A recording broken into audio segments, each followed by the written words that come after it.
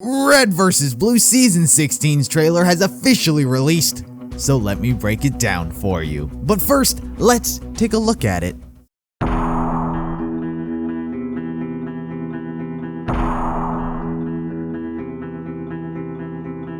There is an unwritten rule in our universe, where the greatest changes hinge on the humblest of actions. We're going out for pizza, not some epic quest. We're going on a pizza quest.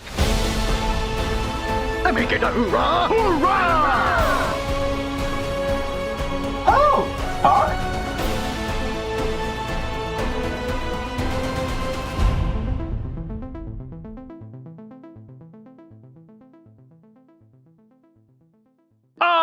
Your mama's so fat!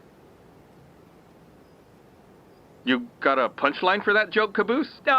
Joke? So to start things off, we've got a voice, a new character by the sounds of it. He says that there's an unwritten rule in the universe where the greatest changes hinge on the humblest of actions. And I don't know about you, but that's not something that a normal person says. No one speaks about the universe so generically unless they're like a god, which I'll get to in a moment. So Joe's statement about the season taking place right after the last one was absolutely true. Had no reason to disbelieve it. By the looks of it, after saving the world and universe from a time travel drill, they intended to go out and get pizza to celebrate. But judging by Griff's reaction, they all agreed that they have to go out and do something epic once more. Then we get a bunch of fast clips and scenes with no explanation. The whole time travel thing Joe mentioned also seems to hold true as well. It looks like they're this white ball of light traveling at light speed or something. There's one scene with Donut where he has essentially ascended. The lightning that struck him last season, who would have guessed, seems to have done something to him, ripping him into 4 beings. And this is most likely what the Reds and Blues will journey to do, find or figure out what happened to Donut, because if you look at any of the scenes in this trailer, Donut's not in any of them. Doc is, however. He wasn't seen in the season 15 finale, but he's back in these scenes. Someone else who appears to be back is Lopez. Also not seen in the finale, it seems that they got him a new body to go with his head. I could have sworn that they threw his head into the ocean, but perhaps that was Lorenzo that still lives. Or perhaps they just fished Lopez's head out of the water and got him a new body. But something so interesting is just look at this group of characters. There's no freelancers, no Wash, no Carolina. Pure red and pure blue. If I were to take a guess, I would think that perhaps Carolina went to go support Wash in the hospital before they got dragged on this journey. But if there isn't going to be a freelancer to assist them, then I'm actually pretty excited. It would be at least a decade at this point without a freelancer part of the main cast. And alright, I've held off long enough for this. This guy, Mr. I Have 4 Arms. What? Reason stands that this is the guy who was narrating so casually about how the universe works. Looks like some sort of god who of anyone in the show probably could tell you why they're here. He's got 4 weapons, a plasma rifle, an energy sword, a skull, and a generic knife. I like how 3 of the 4 items are Halo weapons and the other is just its own thing. However, because this is Red vs. Blue, that just ain't no normal energy sword. This guy appears to have some sort of key. First Tucker, then Felix, now this guy. Or perhaps this is the creator of the keys. It was forged by aliens and humans don't have 4 arms. Or perhaps, right? This guy's green. You know who else is green?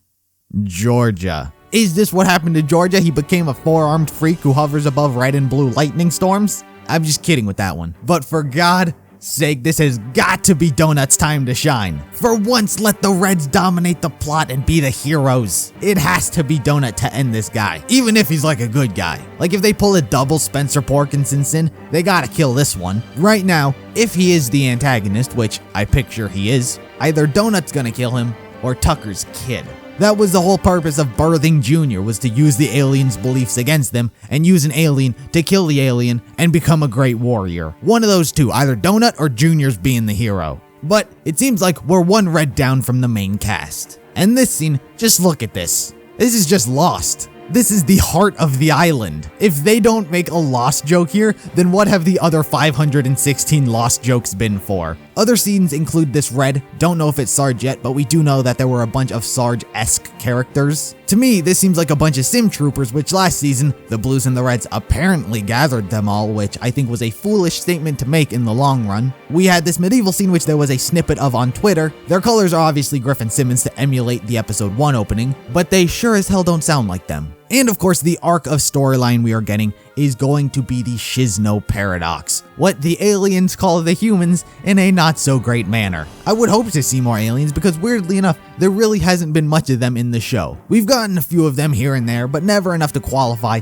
an entire title to them. But if there's one thing I'm excited for this season that the past 10 years have failed to deliver, it's Sister. We're getting Sister back in the main crew, everybody. All my prayers and wishes have been fulfilled. The true hero the story deserves is back. Already this season has like an 8 out of 10 from me. This trailer not as easy to piece together as season 15's, but I can't wait for it. April 15th, so close, you'll be getting all kinds of videos from me, so stay tuned. It is coming out on Rooster Teeth first before YouTube, so don't question why it's not on YouTube in 2 days. But with that said, that is going to do it for this video. If there's anything that I missed or didn't talk about, be sure to let me know and discuss it down in the comments below. Be sure to like this video if you liked it. Subscribe if you're interested in more red versus blue content like this. Consider becoming a sponsor over on Patreon. It really does help the channel out. And I'll see you in the next video.